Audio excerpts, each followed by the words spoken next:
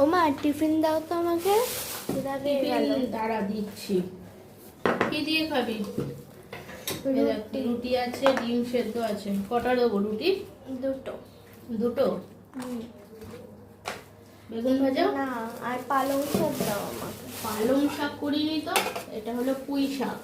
ওই একই ব্যাপার। পুঁই শাক। আর শসা দেবো একটু? দাও।